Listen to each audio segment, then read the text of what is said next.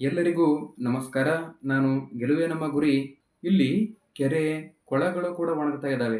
ಏಕೆಂದರೆ ಮುಂದಿನ ದಿನಗಳಲ್ಲಿ ಕುಡಿಯುವ ನೀರಿನ ಸಮಸ್ಯೆ ತುಂಬಾ ತೀವ್ರವಾಗಬಹುದು. ಅದು ಅಷ್ಟೇ ಅಲ್ಲ, ಹಾಲು ಉತ್ಪಾದನೆಯೂ ಕೂಡ ಕಡಿಮೆ ಆಗ್ತಾ ಇದೆ.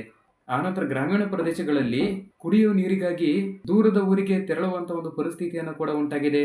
ಇಲ್ಲಿ ಎಚ್ಚೆತ್ತುಕೊಳ್ಳುವಂತ ಸರ್ಕಾರದ ಕ್ರಮಗಳು ಏನಂದ್ರೆ, ರಾಜ್ಯ ಸರ್ಕಾರ ಮಳೆಯ ಕೊರತೆಯನ್ನ ಗಮನದಲ್ಲಿಟ್ಟುಕೊಂಡು ಕೆಲವೊಂದಿಷ್ಟು ತುರ್ತು ಕ್ರಮಗಳನ್ನು ಕೂಡ ಕೈಗೊಂಡಿದೆ.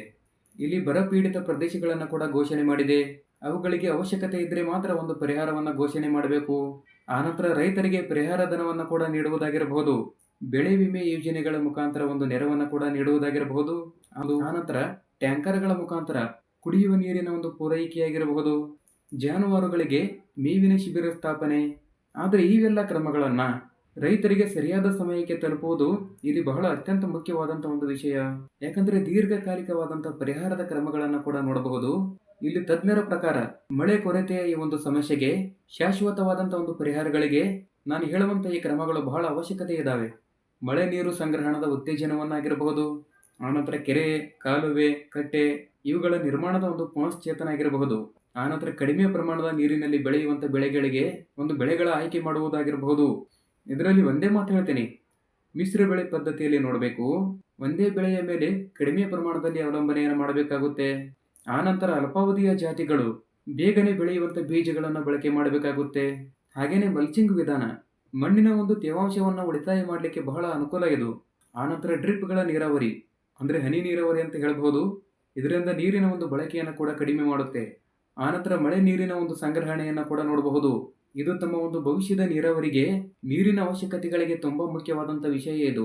ಯಾಕಂದ್ರೆ ಕರ್ನಾಟಕದಲ್ಲಿ ಈ ವರ್ಷ ಮಳೆ ಬರುವಂತ ಒಂದು ಪ್ರಮಾಣ ಗಂಭೀರವಾದಂತ ಒಂದು ಪರಿಸ್ಥಿತಿಯನ್ನು ಕಂಡುಕೊಂಡಿದೆ.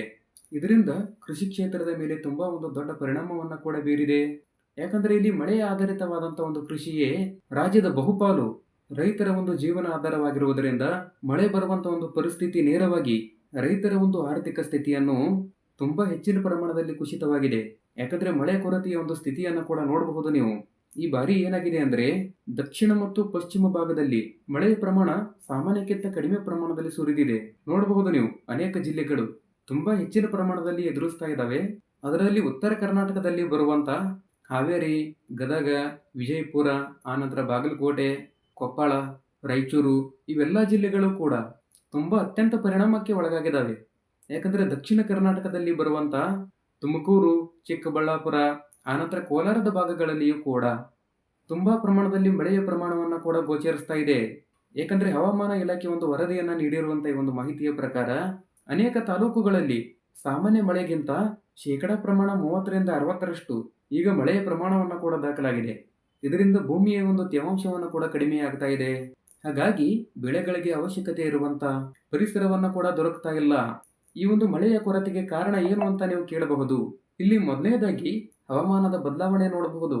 ಈ ಒಂದು ಜಾಗತಿಕ ತಾಪಮಾನ ಏರಿಕೆಯಿಂದ ಮಳೆಯ ಮಾದರಿಯಲ್ಲಿ ವ್ಯತ್ಯಾಸವನ್ನ ಕೂಡ ಉಂಟಾಗಿದೆ. ಆನಂತರ ಎಲ್ನಿನೋ ಪರಿಣಾಮವನ್ನು ಕೂಡ ನೋಡಬೇಕು. ಪೆಸಿಫಿಕ್ ಮಹಾಸಾಗರದಲ್ಲಿ ಉಂಟಾಗಿರುವಂತ ಈ ಒಂದು ಎಲ್ನಿನೋ ಪರಿಣಾಮದಿಂದ ನಮ್ಮ ಈ ಒಂದು ಭಾರತದಲ್ಲಿ ಮಾನ್ಸೂನ್ ಪ್ರಮಾಣ ತುಂಬಾ ದುರ್ಬಲಗೊಂಡಿದೆ. ಆನಂತರ ಅರಣ್ಯಗಳ ನಾಶ, ಇಲ್ಲಿ ಅರಣ್ಯ ಪ್ರದೇಶಗಳು ಕಡಿಮೆಯಾಗುವುದರಿಂದ ಮಳೆಯ ಪ್ರಮಾಣವನ್ನು ಕೂಡ ಕುಸಿತಾ ಇದೆ. ಭೂಗರ್ಭ ಜಲದ ಒಂದು ಅತ್ಯಂತ ಬಳಕೆಯನ್ನು ಕೂಡ ನೋಡಬಹುದು. ಯಾಕಂದ್ರೆ ನೀರಿನ ಒಂದು ಮೂಲಗಳು ಕೂಡ ಕುಗ್ತಾ ಇದ್ದಾವೆ. ಈಗ ಮಳೆಯ ಕೊರತೆ ಇದ್ದಾಗ ಮತ್ತಷ್ಟು ಸಮಸ್ಯೆಗಳು ಕೂಡ ಗಂಭೀರವಾಗ್ತಾ ಇದ್ದಾವೆ.